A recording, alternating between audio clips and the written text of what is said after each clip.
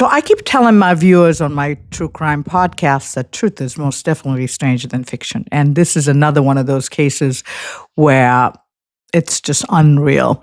So, and it's unreal, not just the fact pattern of the actual murder, but it's far more unreal how the police responded to this and is putting this poor woman's parents through hell.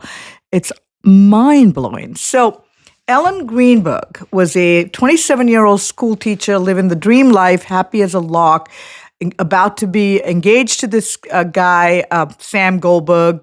He was a producer. Everything was great, about to be married. And one snowy day in Philly, where they lived in their apartment, Sam Goldberg claims that he went to the gym for half an hour within the building. There was a snowstorm outside, but while he was in the gym, and he came back, that he knocked at the door, kept knocking, and the door was locked from inside. And when he was able to break in, he said he brought a doorman up with him when he broke into the apartment.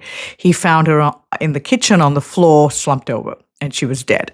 So he calls 911. It's a very interesting 911 call because he first tells them, that she's just slumped over, dead, and then they say, could you try to administer CPR? He didn't say she was actually dead. He just said she was slumped over. They said, can you administer CPR to her? And he says, well, do I have to? And they said, yes, you should. And then he goes up to her and he says, oh, well, she's fallen on a knife and she's got a knife in her. So, of course, the police tell him not to do anything after that. You're not going to administer CPR to somebody who has fallen on a knife. And then when the police did show up at the apartment, they found out that she had been stabbed 20 times in her chest and in her back. So now this is the part that's super bizarre, right? The police actually wanted this to be a suicide. They did not want to investigate it. And after the coroner ruled that it was a homicide, they publicly challenged the detectives handling the case, publicly challenged the coroner's finding and persuaded him to change it to a suicide. Now tell me, how logical is it that a woman or a man or any human being would stab themselves in the back 20 times, 10 times in their chest and 10 times in their back to commit suicide? What is the likelihood that after you stab yourself once or twice, if that's the way you want to take your life, you probably would slit your wrist, but you stab yourself in the chest. So let's go with this line of completely illogical, far-fetched thinking. Now, do you think that it's possible that after stabbing yourself in the chest that you would then reach behind your back and stab yourself 10 more times in the back? It's just nonsense on stilts. This police department did not want to investigate this, and very likely that Sam Goldberg, the boyfriend, fiance, was the one who perpetrated the crime. But he's a very prominent guy. He was a producer. He still is a producer. And subsequently, he got married and, they had a grand wedding at the Plaza Hotel in New York. And nothing has been done. But the poor, poor parents of this girl, Ellen, have literally been, from the day that she died, and it's been 10 years or more, they have been investigating this thing. They've hired their own experts, and they have been trying to prove that this was not a suicide. They've sued the police department, they've sued the coroner's office, and they've said, you got to change this death certificate. It was not a suicide. It's just illogical. They've got forensic experts who looked at the wounds from all sides and said, impossible, humanly impossible that somebody could actually stab themselves in the back the way that she was stabbed. And this woman had bruises on her body as well. I mean, that was clearly indicative that she had been attacked. But the police claimed that there was not enough evidence because the evidence has to be beyond a reasonable doubt, which is nonsense again, total bull. Evidence of police investigation does not have to be beyond a reasonable doubt. Who the hell came up with that nonsense? It's when the case has been tried in court, the prosecutor has to prove beyond a reasonable doubt that it was committed by whoever the assailant that is being tried. But there's no such thing as beyond a reasonable doubt in a criminal investigation. So this nonsense is being fed to the family. They fortunately were able to get the Supreme Court in Pennsylvania to actually open the case, and there's arguments been made in the case now.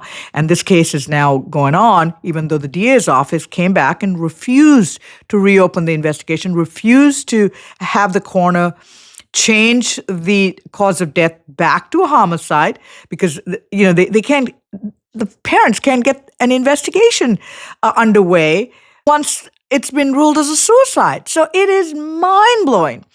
Meanwhile, the family has spent a fortune, and it's an elderly couple. My God, it breaks my heart to see the Greenbergs killing themselves to do the work that the police should be doing, and they're fighting an uphill battle in trying to find the killer for their daughter. And first of all, they're just trying to get the death certificate changed to say homicide, which was what the coroner originally found.